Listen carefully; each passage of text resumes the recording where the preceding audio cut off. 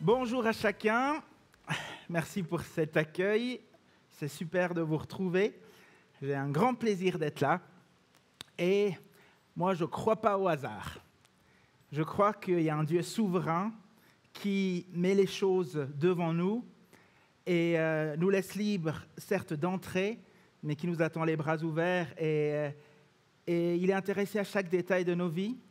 Et moi, je crois que si tu es là ce soir, ce n'est pas un hasard. Ce n'est pas un hasard, c'est que Dieu, il a quelque chose à te dire, il a quelque chose à nous mettre sur le cœur.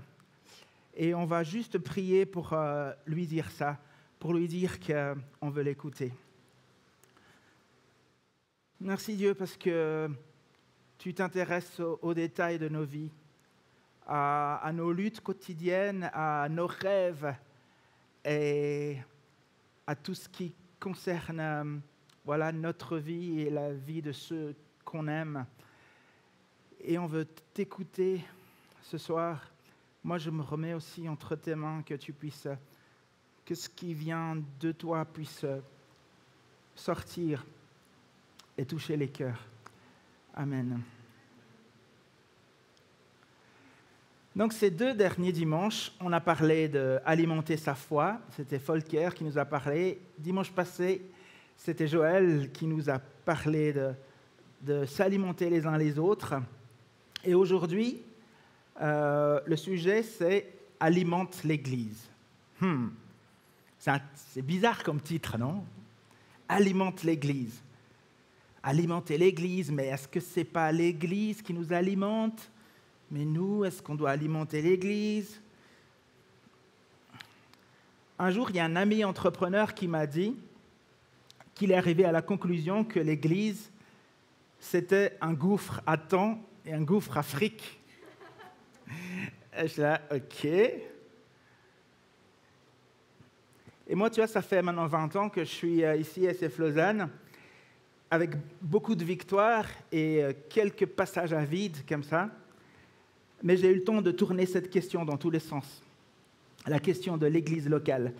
Et mon rêve ce soir, c'est que tu repartes avec une vision claire du sens et de l'importance de l'Église, du sens et l'importance de ce qu'on vit ici, que ce soit pour nous, pour les autres et pour le monde.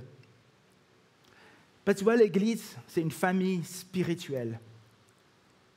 C'est là où Dieu a prévu qu'on grandisse et c'est là où Dieu a prévu qu'on puisse faire grandir notre caractère, nos relations, etc. Et dans une famille, il y a Dieu le Père qui est notre Père à tous. Il y a les frères et sœurs qui sont autour de nous, qu'on n'a pas forcément choisis, mais qui sont là et que Dieu met sur notre chemin.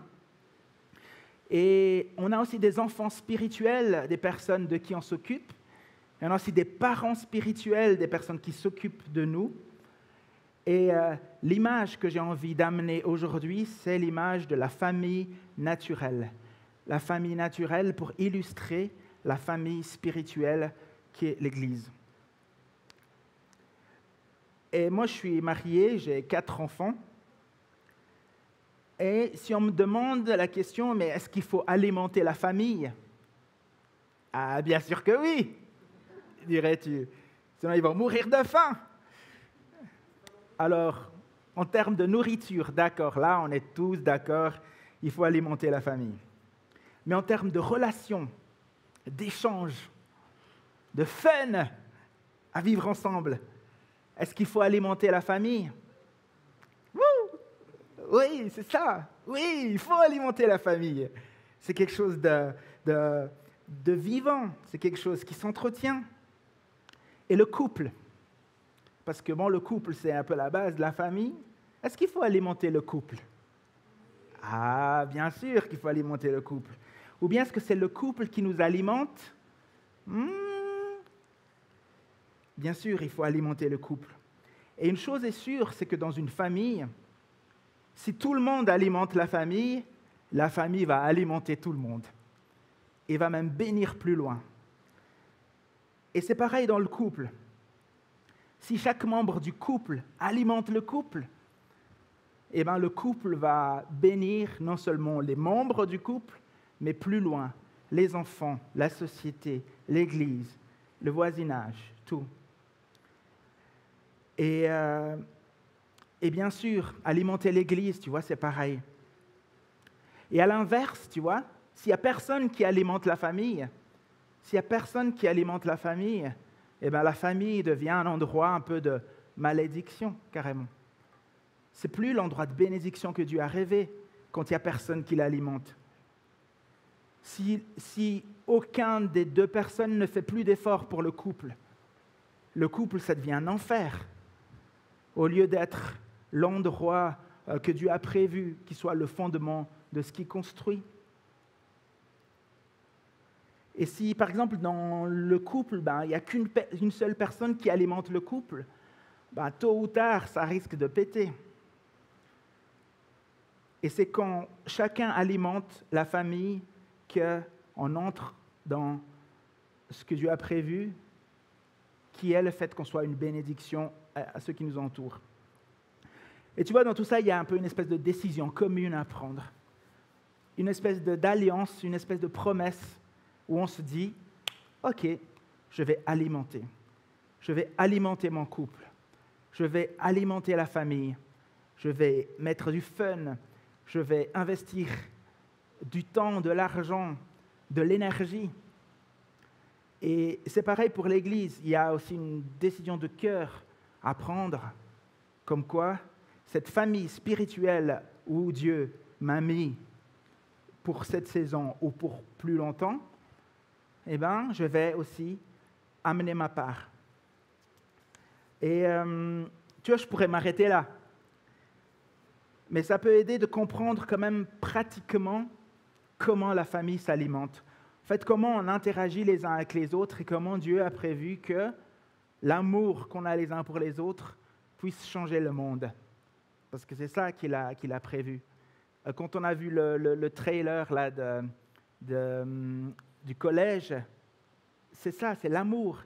L'amour qu'on a les uns avec les autres, c'est ça qui va être à la base de ce qu'on vit et qui va se répandre. Et pour ça, on va lire l'histoire de Zachée, que je pense beaucoup d'entre vous connaissez. Et on va le lire avec cette perspective de l'ordre dans lequel Jésus fait les choses. Parce que Jésus reste notre exemple.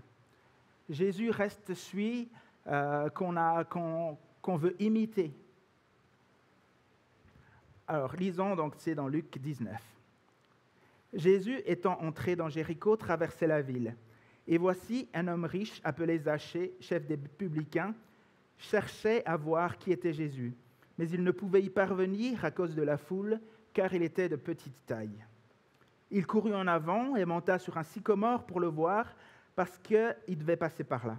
Lorsque Jésus fut arrivé à cet endroit, il leva les yeux et lui dit « Zachée, hâte-toi de descendre, car il faut que je demeure aujourd'hui dans ta maison. » Zachée se hâta de descendre et le reçut avec joie.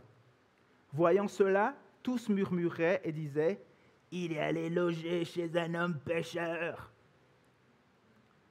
Mais Zachée, se tenant devant le Seigneur, lui dit « Voici, Seigneur, je donne aux autres la moitié de mes biens, et si j'ai fait tort de quelque chose à quelqu'un, je lui rends le quadruple. » Jésus lui dit « Le salut est entré aujourd'hui dans cette maison, parce que celui-ci est aussi un fils d'Abraham.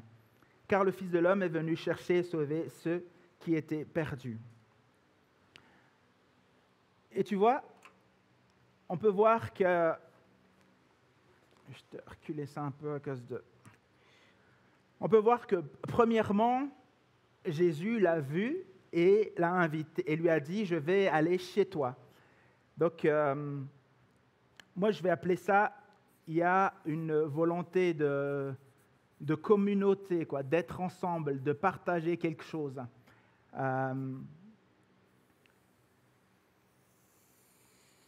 Et puis après, cette volonté de communion, le fait de...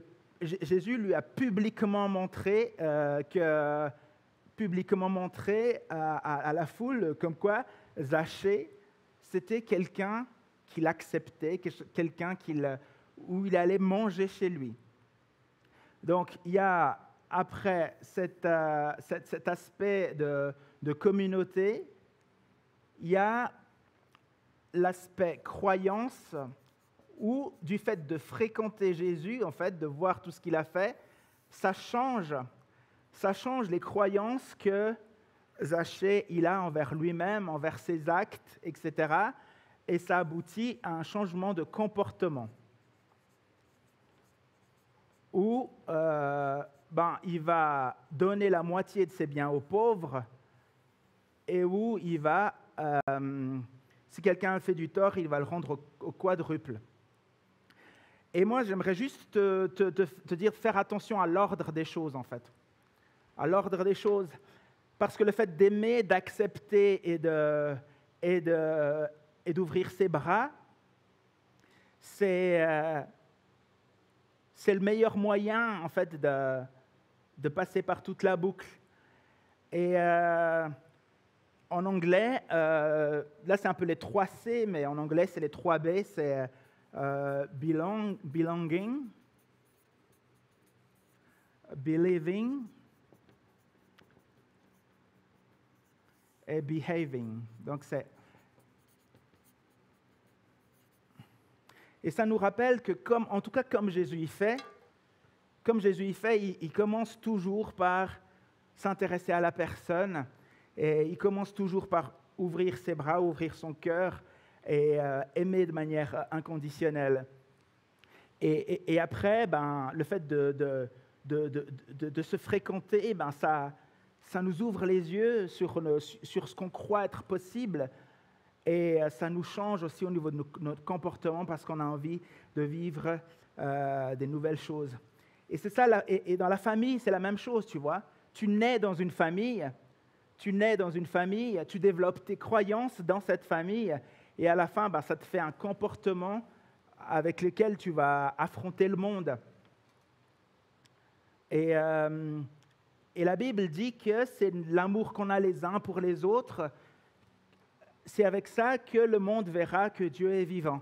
Et le fait de se concentrer toujours sur ce cœur à cœur, sur le fait d'être en communion, c'est tellement important dans la famille et c'est ce qui est à la base de ce qu'on vit ici en tant qu'Église.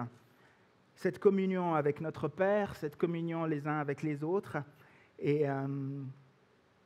d'entrer dans les plans que Dieu a préparés d'avance. Et tu vois, pourquoi est-ce que les camps de jeunes, par exemple, les jeunes, ils viennent de revenir d'un X-Camp, là, pourquoi est-ce que il y a tellement de changements ou bien de fruits? C'est parce que tu as ces 3 choses au même endroit de manière condensée pendant une semaine, tu vois.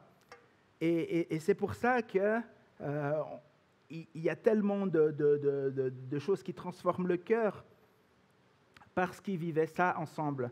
On peut lire aussi dans Acte 2, c'est la même chose qu'ils vivaient, 44 à 47. Tous ceux qui croyaient étaient dans le même lieu, donc physiquement, et ils avaient tout en commun. Ils vendaient leurs propriétés et leurs biens, et ils en partageaient le produit entre tous selon les besoins de chacun. Ils étaient chaque jour tous ensemble assidus au temple, ils rompaient le pain dans les maisons et prenaient leur nourriture avec joie et simplicité de cœur, louant Dieu et trouvant grâce auprès de tout le peuple. Et le Seigneur ajoutait chaque jour à l'Église ceux qui étaient sauvés.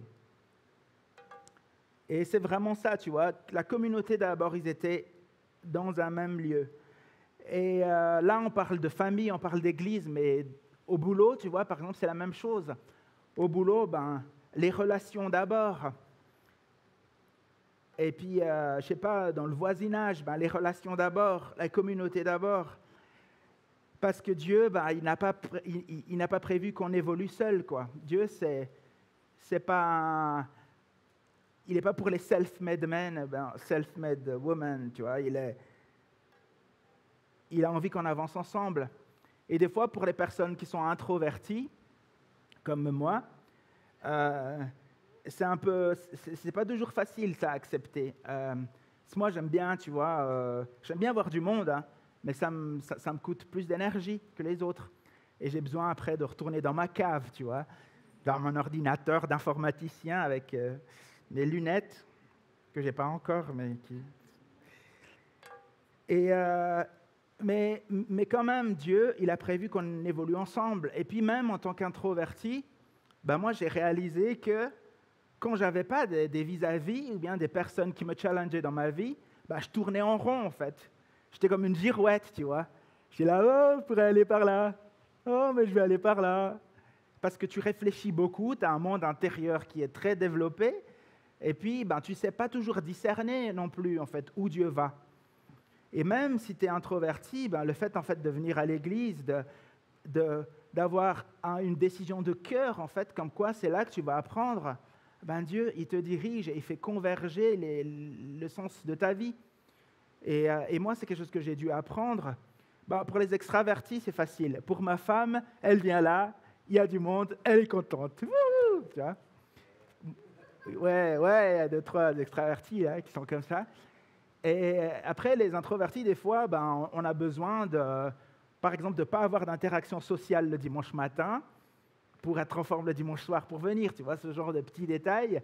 Mais quand même, le fait d'avoir pris une décision de cœur, d'être là, de construire ensemble et d'alimenter ce qu'on vit en tant que famille, eh ben, en fait, ça nous fait aussi du bien, quoi. Donc, un petit clin d'œil aux introvertis, vous n'êtes pas seuls. Wouhou! Et je t'avais parlé de cet ami entrepreneur qui avait dit que l'Église, c'était, à son avis, un gouffre à temps et un gouffre à argent. Ben, je l'ai revu il y a une année environ. Et puis, en fait, il est passé par un burn-out assez violent. Et puis, du coup, il m'a dit qu'en fait, ça lui a permis de réaliser qu'en fait, il n'avait pas à tout porter tout seul et que Dieu avait mis des gens autour de lui pour pouvoir en fait grandir.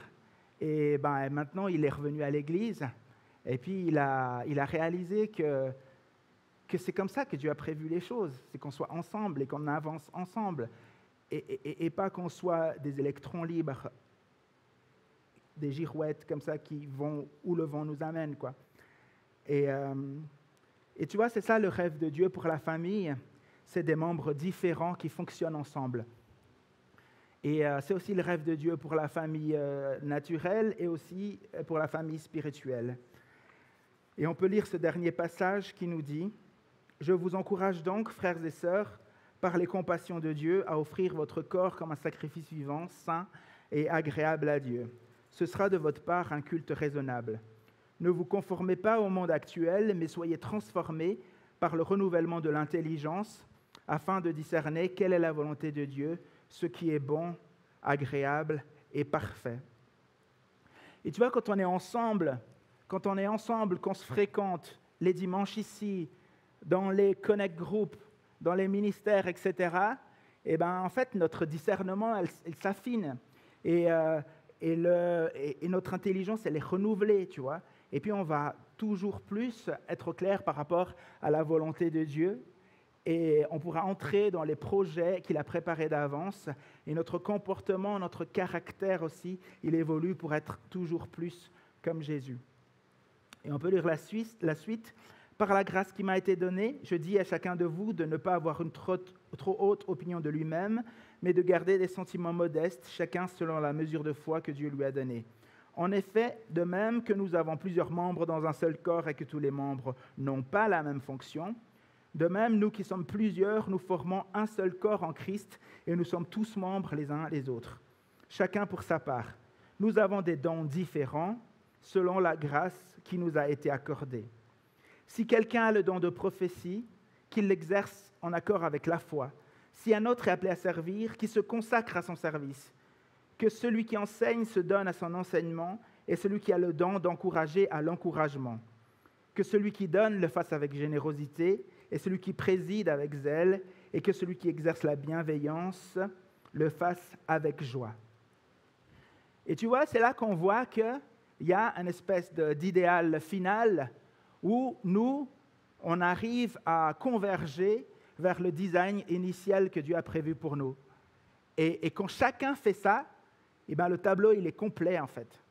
Quand chacun alimente la famille avec sa partie, le tableau est complet. Quand chacun alimente l'Église avec sa partie, le tableau est complet et on peut vivre des super choses ensemble. Et ce n'est pas une histoire de tout faire, c'est une histoire d'être le même partout où tu vas. Le même quand tu es à l'église, le même quand tu vas au boulot, le même quand tu es avec les voisins, le même quand tu es avec la famille, avec les dons et les talents que Dieu a mis en toi et de pouvoir l'exprimer au maximum, de pouvoir fructifier les talents que Dieu il a mis. Et donc le but, tu vois, c'est pas de remplir ton agenda avec que des trucs de l'église, tu vois. C'est pas ça. Le but, c'est que Dieu a prévu des projets préparés en avance. Et le but, c'est d'avancer vers ces projets, que ce soit dans l'Église ou aussi ailleurs. Et puis, et dans les diverses sphères d'influence où Dieu t'a posé, dans ton job, ici, dans ta famille, eh ben, que tu puisses grandir. Et pour ça, tu as besoin d'un feedback extérieur, tu vois. Et Dieu, il utilise la communauté pour te parler. Dieu va utiliser les gens de ton Connect Group, le message des dimanches. Si tu remarques bien, les séries telles que... Même les séries, ben Dieu, en fait, il utilise ces séries pour parler dans nos vies de manière commune, tu vois. On vit tous un truc différent alors qu'on est dans la même série. Et pourquoi ? Parce que Dieu, il prend soin. Il a toujours été comme ça. C'est un faiseur d'écosystème. Il arrive à faire coordonner, converger les choses pour qu'ensemble, on puisse avancer. Et moi, par exemple, ben, quand on a décidé avec ma femme de redevenir actif dans l'Église il y a maintenant à peu près 2 ans, 1 année et demie, moi, j'ai dit à Stéphane que voilà, il me fallait juste me dire en fait ce qu'il y avait besoin parce que moi, j'avais pas, c'était pas clair dans ma tête en fait la direction que j'allais prendre, quoi. Et puis il m'avait dit à l'époque, ah ben, tu pourrais faire la sono. Et puis ça, c'est quelque chose que sur le moment, tu vois, je me suis dit pourquoi pas. Mais je n'avais pas réalisé à quel point ça allait faire converger beaucoup de choses dans ma vie, en fait. Parce que le fait que j'ai recommencé à faire la sono, ça fait que je me suis inscrit à l'EJMA pour pouvoir faire de la musique électronique, parce que j'aimais bien ça, et j'aimais bien mixer. Puis du coup, j'ai inscrit mes enfants à l'EJMA en musique. Puis on a commencé à faire un groupe ensemble avec les enfants et tout ça. Et on a vécu beaucoup de choses dans le cadre musical pendant ces 2 dernières années, tu vois. Alors que c'est quelque chose que je n'ai pas vu, je n'ai pas forcément discerné. Et le fait d'être là, de se laisser enseigner, ça a tracé en fait un chemin et ça m'a montré les choses, les projets que Dieu avait préparés d'avance, en fait. Et ben là, par exemple, c'est en début du mois, là, j'avais repris le côté technique et puis la louange aux Kids Games. Ben ça, c'est quelque chose que j'aurais pas pu faire si il n'y a pas eu ce oui initial, quoi. Et ça, ben quelque part, ça bénit dans l'Église, mais aussi au-delà, en fait, quand on entre dans les plans que Dieu a prévus, quoi. Donc tu vois, peut-être que toi, tu sais déjà tes dons, peut-être. Alors, c'est super que tu puisses les développer et le vivre à fond, que ce soit au boulot, ici ou ailleurs. Mais là, aujourd'hui, on parle d'alimenter l'Église, donc j'aimerais focaliser sur le fait de vivre, en fait, tes dons dans le cadre de l'Église. Pourquoi ? Parce que c'est comme ça que Dieu a prévu que les choses fonctionnent. C'est comme dans une famille, chacun alimente et ça bénit tout le monde. Et peut-être toi, tu aimes bien l'apéro, tu vois. Qui c'est qui aime bien l'apéro? Levez la main. Ah, amen, vive l'apéro. Eh bien, tu vois, peut-être que quand tu es au boulot, tu peux organiser des apéros le vendredi. Le voisinage, tu peux organiser l'apéro. Mais dans le cadre d'alimenter l'Église, tu peux, par exemple, rejoindre l'équipe bar et puis développer, je ne sais pas moi, des after hot dog, des after burgers, tu vois, j'en sais rien. mais il y a des choses à vivre, il y a des choses à faire quand tu es le même dans le design initial que Dieu en fait a prévu que tu vives, quoi. Peut-être tu aimes le sport, eh ben, tu peux vivre ça de beaucoup de façons, mais dans le cadre de l'Église, ben, on a fait par exemple des summer events, et puis tu peux organiser ces moments de sport pour qu'il y ait des connexions qui se fassent, et puis que l'amour qu'on a les uns pour les autres, il devienne visible, tu vois. Et le fait d'alimenter l'Église, c'est ça, c'est de venir avec qui on est et le faire bien, en fait. Le faire bien.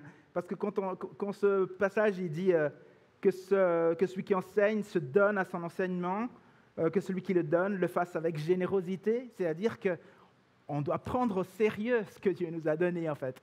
Pour le redonner, c'est sérieux, c'est pas... J'ai carrément envie de dire, c'est pas vraiment optionnel, tu vois. C'est quelque chose que Dieu nous dit. Les dons que je t'ai donnés, ben, vas-y à fond, vas-y. Tu vois, peut-être que toi, tu as un cœur pour les jeunes. Il y a le Youth Planet avec Elodie qui a repris ça d'une main de maître. Et peut-être que là, il y a quelque chose à faire. Peu importe, mais l'idée, c'est vraiment prendre au sérieux cette histoire d'alimenter l'Église. Parce que ce n'est pas juste un devoir, en fait, c'est vraiment un plaisir quand tu entres dans les plans que Dieu a préparés d'avance pour toi, quoi. Et l'Église n'a pas besoin que tu fasses tout. Par contre, l'Église a besoin que tu fasses ta part. Voilà, juste ta part, ça suffit. J'aimerais passer une vidéo d'une récapitulative des Summer Events.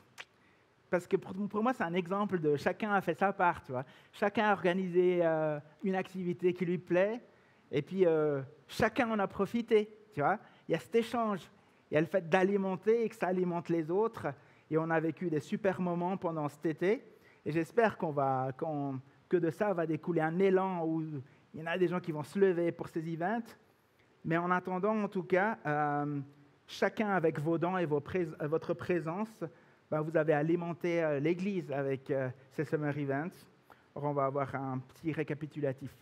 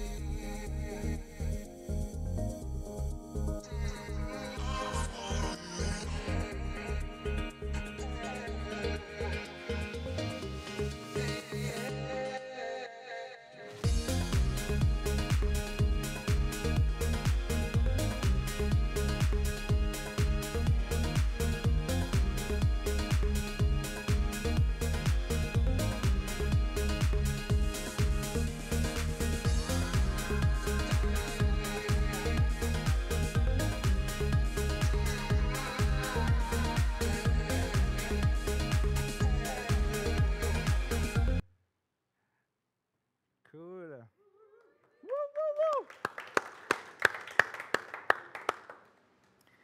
Peut-être en voyant ça, tu te dis, mais c'est qui ces gens? Il y a plein de gens qu'on ne connaît pas. C'est qui ces jeunes? Eh bien ouais, la plupart, en fait, c'était des gens de Youth Planet. Donc avec Elodie qui a repris ça avec son mari. Et pour une fois qu'on dit Elodie et son mari, hein, c'est bien. Ah les filles, c'est bien, hein? Ouais. Et c'est génial, tu vois, ils ont commencé à 3, et avant les vacances, ils étaient 15. Et parmi ces 15, il y en a 6 qui sont venus X-Camp, qui ont vécu vraiment des choses fortes. Et puis, avec tout ça, il y a les copains d'école qui viennent. Et sur les photos, il y a des parents, en fait, des copains d'école maintenant qui viennent. Et hier encore, en fait, il y a Aïna, qui est ma deuxième fille. Elle était en train de chanter, en fait, un chant de louange au piano, un chant qu'elle a appris au X-Camp, et un chant que je ne connaissais pas, tu vois. Et puis pour moi, ça, c'était un peu... je me suis dit, là, c'est une nouvelle étape, là. Si ma fille est en train de faire un chant de louange que moi-même, je ne connais pas, ça n'a pas de prix, en fait. Ça n'a pas de prix. si l'Église est un gouffre à temps et Afrique, je vais mettre le double. C'est ce que je veux dire. Parce qu'en fait, avoir comme ça des gens qui s'occupent, qui t'aident en fait à t'occuper de tes enfants, de la future génération, et les voir s'épanouir, les voir commencer à prier, les voir avoir de l'espoir, et puis voir aussi les parents qui avant étaient démunis, qui maintenant ont de l'espoir, ça n'a pas de prix en fait. Et ça c'est ce qui arrive quand on se met à disposition et quand on alimente. Et moi j'aimerais vous dire merci parce que tout ce que ces jeunes vivent, ou bien même tout ce qu'on peut vivre ici en tant que célébration, c'est parce que vous alimentez ce qu'on est en train de vivre. Vous alimentez ces dimanches par votre présence. Vous alimentez ces célébrations par les répètes que vous faites les mardis de manière fidèle, peu importe le nombre de musiciens. Plus maintenant l'équipe grandit. Si tu as envie de faire partie de la bande, ils ont les bras ouverts, c'est génial. Et puis tout ça, aussi sur le côté financier, ce que tu nous aides financièrement, ça aide à payer les locaux, aussi à les pasteurs, tout ça. Et tout ce qu'on peut vivre, c'est parce que vous contribuez en fait, vous faites votre part. Et merci vraiment pour ça. Ça fait la différence. Et c'est vrai que comme on se voit des fois qu'une fois par semaine, c'est dimanche, vous ne voyez pas forcément tout ce qui se passe en coulisses. Mais il y a beaucoup de choses qui se passent, les amis. Il y a vraiment beaucoup de choses qui se passent avec ces jeunes, mais aussi dans les équipes et aussi avec des nouveaux rêves pour la rentrée, etc. Il y a vraiment beaucoup de choses qui se passent. Mais le moment où on va chacun alimenter de notre part, ça va encore doubler, tripler, quadrupler tout ce qu'on va vivre. Et moi, je me réjouis vraiment de ce moment. Je pense que vraiment, si chacun on met du sien, on va bénir un grand nombre. C'est comme dans une famille, quand on alimente, chacun va en profiter. Et y mettre du sien, c'est pas juste genre servir de manière pénible, c'est pas ça, c'est fructifier les talents que Dieu a déjà mis entre tes mains. Et si tu sais pas, commence quelque part et tu verras Dieu, il va converger petit à petit là où il t'amène, quoi. Et moi, j'aimerais terminer, juste si tu peux sortir ton téléphone ou de quoi noter, et juste noter un truc que tu aimerais retenir de ce soir. Juste un truc. Ce avec quoi tu aimerais partir, est-ce que tu as l'impression que Dieu il t'a dit ce soir? Prends maintenant 1 minute pour le noter et note peut-être un prochain pas concret qui est lié à ça. Ce petit pas, à mon avis, ça peut faire une différence dans ta vie et dans la vie de ceux qui t'entourent. Parce que quand on met en pratique ce que Dieu nous dit, ça fait une énorme différence dans ta vie et dans la vie de ceux que tu aimes. Et tu verras à quel point Dieu gère, à quel point Dieu prend soin et à quel point il a déjà des plans préparés d'avance.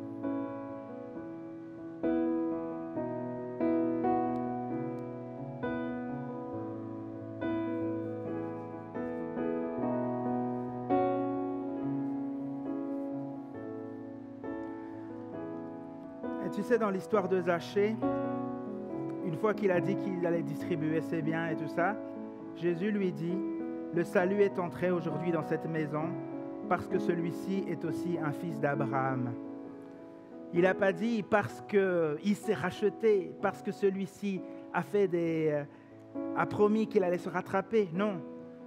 Le salut est entré parce que celui-ci est aussi un fils d'Abraham.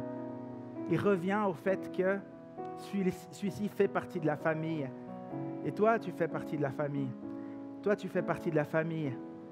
Toi, tu fais partie de la famille. On fait partie de la famille de Dieu. On a ce Père qui veut nous prendre par la main et nous montrer à quel point il prend soin et il aime. Dieu, je te remercie pour tout ce que tu nous révèles et merci parce qu'on peut vivre tout ça parce que tu es notre papa. Tu es notre papa et comme le père du fils prodigue, tu nous accueilles les bras ouverts, quel que soit notre état. On court dans tes bras et on veut te serrer fort ce soir, te dire qu'on compte sur toi, qu'on s'appuie sur toi et qu'on aimerait aller dans les plans que tu as préparés d'avance pour nous. On aimerait que d'ici 3 mois, 6 mois, 1 année, quand on revoit tout ce que tu auras fait, on se dira, c'est plus grand que tout ce qu'on imagine. Tu vas au-delà de ce qu'on espère. Tu vas au-delà de ce qu'on pense. Parce que tu es notre Père qui prend soin de tout et qui fait concourir toutes choses à notre bien. Et papa, on veut rester vraiment près de ton cœur et on veut aller là où tu vas. Amen.